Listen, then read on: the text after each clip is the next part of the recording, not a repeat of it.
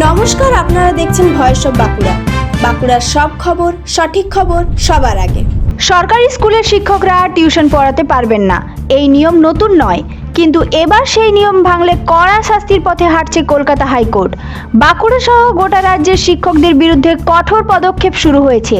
নিয়ম ভাঙা শিক্ষকদের তালিকা চেয়ে পাঠিয়েছে আদালত। শিশুদের বিনামূল্য ও বাধ্যতামূলক শিক্ষা আইন 2009, এই আইনের 28 নম্বর ধারা অনুযায়ী সরকারি স্কুলের কোনো শিক্ষকই প্রাইভেট টিউশন বা কোচিং করাতে পারবেন না। তা সত্ত্বেও রাজ্যের বিভিন্ন জেলায়, বিশেষ করে বাঁকুড়ায় এই নিয়ম ভাঙার অভিযোগ উঠে আসছিল দীর্ঘদিন ধরেই।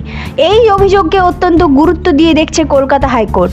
আদালতের নির্দেশে রাজ্য শিক্ষা দপ্তরের কাছে নিয়ম অমান্যকারী শিক্ষকদের তালিকা চাওয়া হয়েছে। পাশাপাশি জেলা শিক্ষা আধিকারিকদের স্পষ্ট নির্দেশ দেওয়া হয়েছে যেন কোনোভাবেই সরকারি শিক্ষকরা টিউশন করাতে না পারেন। আদালতের পর্যবেক্ষণে উঠে এসেছে, অনেক ক্ষেত্রে শিক্ষকরা টিউশন করানোর জন্য স্কুলে অনিয়মিত থাকছেন, আবার টিউশনের পড়ুয়াদের প্রতি বাড়তি পক্ষপাতিত্ব করা হচ্ছে, যা সরাসরি প্রভাব পড়ছে স্কুল শিক্ষার মানের ওপর। এতে ক্ষতিগ্রস্ত হচ্ছে সাধারণ ও দরিদ্র পরিবারের পড়ুয়ারা।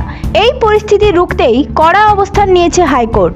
নির্দেশ না মানলে সংশ্লিষ্ট শিক্ষকদের বিরুদ্ধে শাস্তিমূলক ব্যবস্থা নেওয়া হবে বলেও স্পষ্ট জানানো হয়েছে। প্রয়োজনে বিভাগীয় তদন্ত, বদলি কিংবা চাকরিগত শাস্তির পথেও হাঁটতে পারে প্রশাসন। বাঁকুড়া জেলায় ইতিমধ্যে এই নির্দেশ কার্যকর প্রক্রিয়া শুরু হয়েছে বলে জানা যাচ্ছে।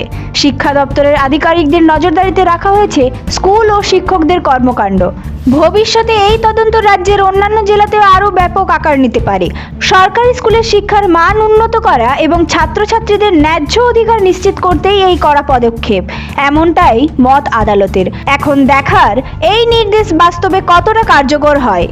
এই ধরনের গুরুত্বপূর্ণ খবর সবার আগে পেতে আমাদের চ্যানেলটি সাবস্ক্রাইব করুন আর ভিডিওটি শেয়ার করতে ভুলবেন না।